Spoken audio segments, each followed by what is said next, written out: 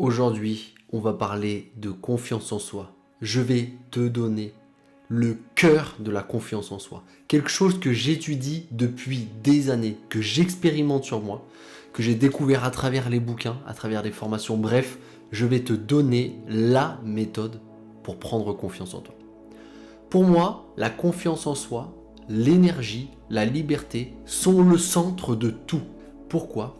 Car je suis un ancien anxieux qui a été traumatisé par la vie, qui a eu peur de la vie et qui a été en retrait en permanence. Et j'aime autant dire que quand tu n'as pas confiance, quand tu n'as pas d'énergie et quand tu es complètement bloqué, ta vie est un pur désastre. Alors que quand tu t'ouvres vers cette confiance, vers cette énergie, vers cette liberté, tu découvres ton plein potentiel et chaque jour, quand tu poses le pied au ciel, tu es épanoui, tu te sens bien, tu es heureux, tu es content. Voilà, tu te sens bien. Peu importe les difficultés de la vie, peu importe que demain ta journée ce soit 6h, 22h, tu te sens bien, tu te sens apaisé. Aujourd'hui, on va voir un bloc du cercle que j'ai créé autour de la confiance en soi et de l'énergie.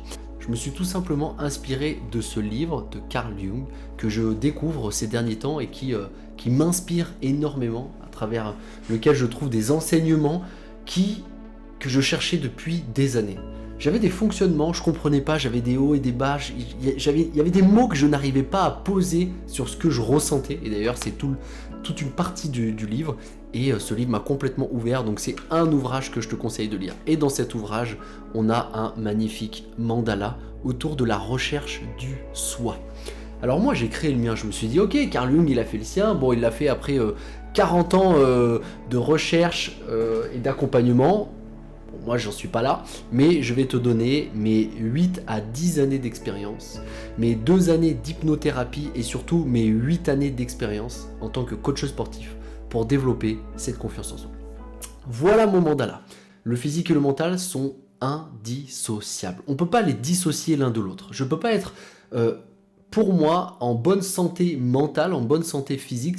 Je ne peux pas développer une réelle confiance, une réelle liberté, une réelle sérénité avec de l'énergie si pour moi ces deux aspects ne sont pas développés. Et on pourrait se dire que certains intellectuels se sentent très bien, ils arrivent très bien sans faire du sport. Je suis persuadé que s'ils rajoutaient la pratique sportive, ils seraient encore plus épanouis et ils seraient capables de créer encore plus de choses. On peut voir qu'on peut cumuler les deux et c'est même en cumulant les deux qu'on deviendra le plus efficace dans cette vie, dans ce monde et qu'on sera le plus heureux et qu'on pourra s'épanouir et aller vers ce pourquoi on est fait. À côté de mental, physique, il va y avoir la connaissance et l'expérience. Encore une fois, l'un n'est rien sans l'autre. J'ai passé des années à apprendre des choses sans jamais passer à l'action. Résultat, rien dans ma vie, aucune évolution.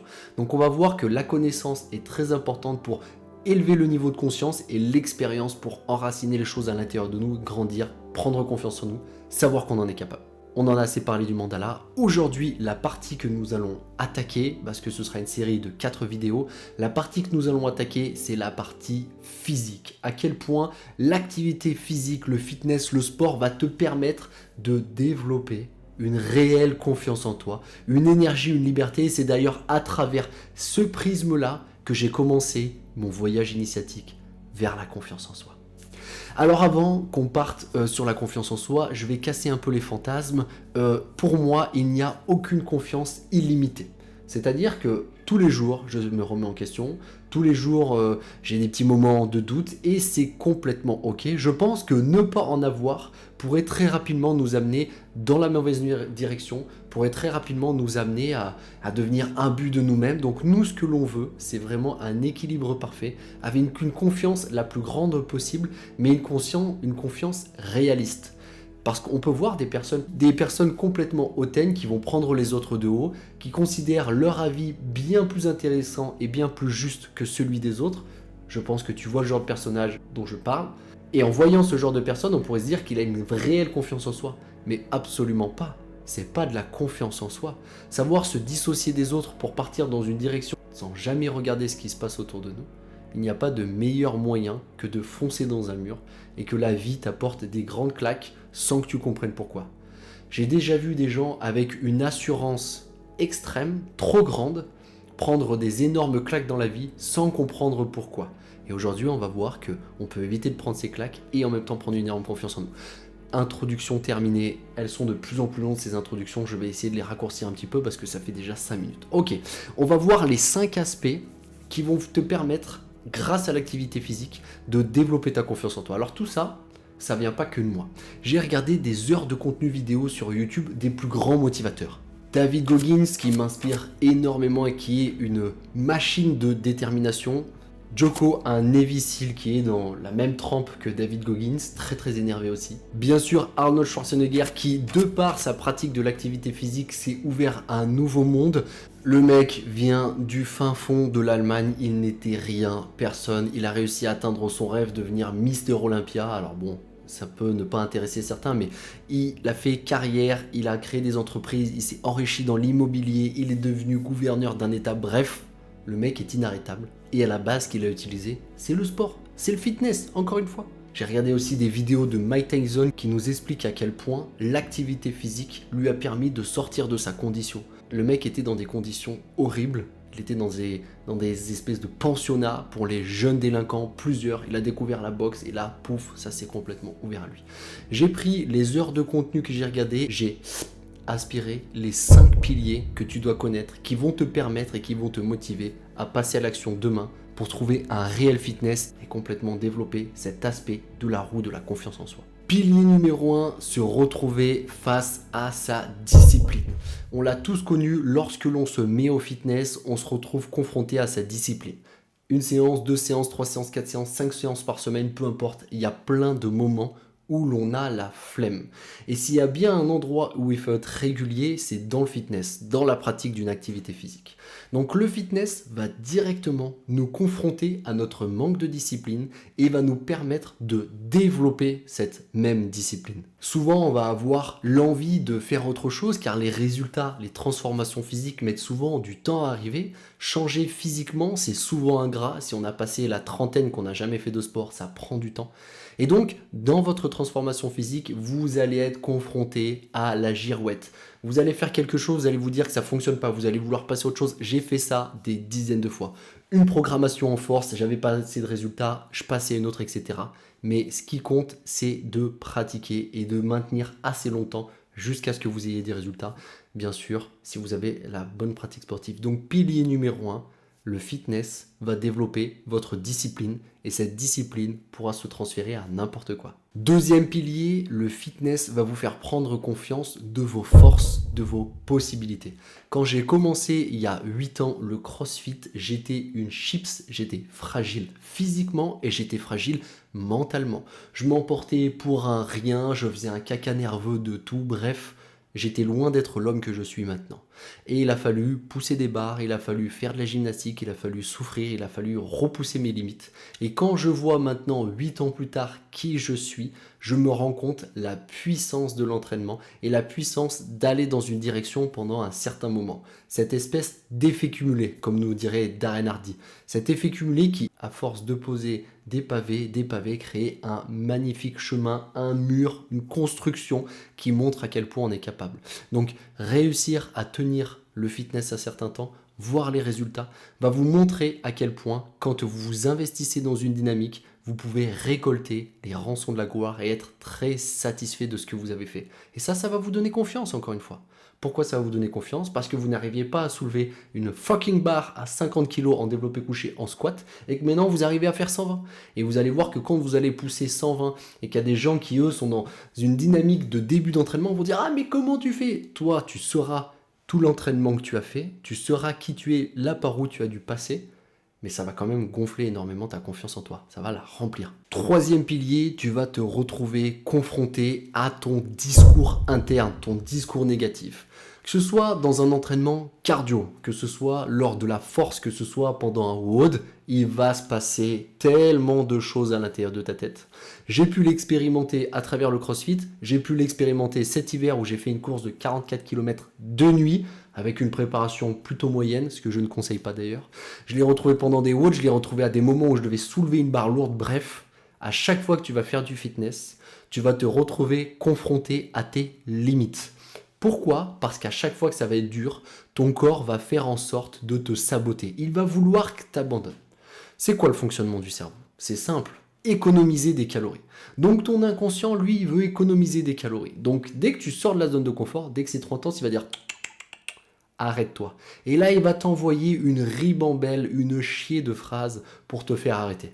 Il va te dire ouais, mais là, tu es en train de trop te fatiguer, attention, tu vas te blesser, cette barre, elle va pas passer. Bref, l'entraînement va te permettre de créer un véritable antidote à ce discours négatif, qui bien sûr, de nouveau, se transférera sur tous les aspects de ta vie.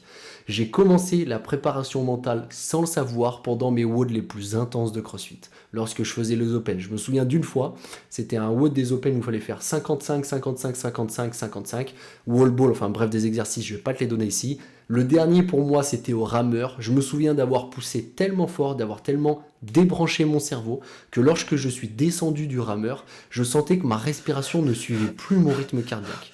À l'époque, j'aurais fait directement une crise d'angoisse. Ce jour-là, non. Pourquoi? Parce que j'avais appris, grâce au fitness, à prendre le contrôle de mon corps et à me dépasser. Quatrième pilier, tu vas pouvoir te retrouver confronté à l'échec sans réelles conséquences négatives. On le sait dans la vie de tous les jours, essuyer un échec, ça fait mal, ça pique, c'est douloureux, ça nous stimule les émotions, ça nous amène parfois plus bas que terre. Grâce au fitness, tu vas pouvoir te rendre compte que quelque chose que tu échouais un instant, tu vas pouvoir le réussir juste après.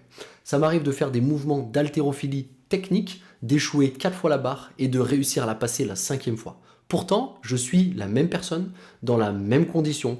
4 fois ça ne passe pas, la 5e ça passe. Ce qui montre que lorsqu'on est appliqué, qu'on se concentre et qu'on est focus dans une direction, on peut vraiment complètement exploser ses résultats. Et ça, tu pourras le transférer à ce que tu veux. La recherche amoureuse, la recherche amicale, la création d'une famille, la création de ton business, l'amour, la santé, tu pourras l'appliquer absolument à tout. Mais dans le fitness, tu vas pouvoir prendre conscience de tes échecs sans réelles conséquences. Si tu n'arrives pas à faire un mouvement, tu vas te rentraîner et ensuite il va passer. Et quand tu arriveras à le passer, tu te rendras compte encore une fois de tes capacités à te dépasser pour atteindre quelque chose que tu n'arrivais pas à atteindre auparavant. 5e pilier, le fitness va te faire prendre conscience de la puissance des habitudes. Les habitudes dans mon fameux mandala sont à la croisée des chemins et vont vraiment te permettre de devenir la personne que tu es. L'être humain est un être d'habitude. Plus tu vas réussir à aller dans une direction, à créer des bonnes habitudes, plus tu vas réussir à atteindre ton objectif, à devenir qui tu veux. Ce processus d'individuation, devenir l'être unique que tu es, car tu es unique, tu as des capacités à l'intérieur de toi qui n'attendent qu'une chose, se développer. Donc tu vas pouvoir, grâce à ces habitudes, développer ces qualités à l'intérieur de toi et devenir la meilleure version de toi-même. Donc ce pilier, il est très important. Je vois, ça fait 8 ans que je fais du crossfit, de la muscu, que je fais un peu de course à pied, même si c'est assez rare. Cette année, c'est les Open. En ce moment même, pendant que je te parle, c'est la compétition mondiale en CrossFit. Je viens d'avoir un enfant il y a un mois. Ma quantité de travail n'a pas diminué et pour autant, j'arrive à performer sur les Open. Sur le premier WOD, je suis dans les 8% meilleurs mondiaux. Ce qui veut dire que avec les centaines de milliers de crossfitters, je suis dans les 8%. Mais déjà, les gens qui font du crossfit sont en forme par rapport à la population. Et là, c'est encore plus élitiste. Ce qui ne veut pas dire que je suis champion du monde, que je suis super bon. Mais ce qui veut dire que grâce à ma pratique régulière, je peux me permettre de lever un peu le pied, de m'entraîner 3 quarts d'heure, 1 heure, et j'ai la même efficacité que quelqu'un qui débuterait et qui devrait passer des heures et des heures d'entraînement pour apprendre la technique, pour faire monter l'intensité. Je sais maintenant que j'ai atteint un niveau de fitness qui me permet de m'entraîner 3 quarts d'heure, 1 heure à haute intensité et d'obtenir les mêmes gains que quelqu'un qui y passerait des heures au début de sa pratique. Voilà la puissance des habitudes. J'ai maintenant le physique, le poids, l'aspect idéal que je veux et je n'ai presque plus besoin de forcer pour ça. Et j'ai même envie de dire, lorsque je vais pas au sport, j'ai une petite frustration à l'intérieur de moi. Un peu comme si j'étais accro au fitness. Tu viens de voir les 5 piliers qui vont complètement développer ta confiance en toi, la faire exploser si tu te mets au fitness maintenant. Quoi qu'il arrive, tu devras faire du sport, c'est une obligation. Pour ta santé mentale, pour ta santé physique. Je vois trop de personnes qui ont 70 ans, qui sont plus en capacité de se lever leur chaise parce qu'ils n'ont jamais bougé les fesses pendant leur vie. Tu dois intégrer l'activité physique dans ta vie, garder ta masse musculaire, garder un cœur fort. Tu seras obligé de passer par là si tu veux vivre longtemps et surtout si tu veux vivre longtemps en pleine santé. J'espère que ces 5 piliers t'ont motivé, t'ont déterminé à passer à l'action. Si tu veux devenir la meilleure version de toi-même, aller chercher cette confiance, cette énergie, cette estime de toi, de ce cadran, cette liberté, je te retrouve dans le lien dans la description. viens sur ce lien, ta vie pourrait complètement se transformer. On se retrouve là-bas.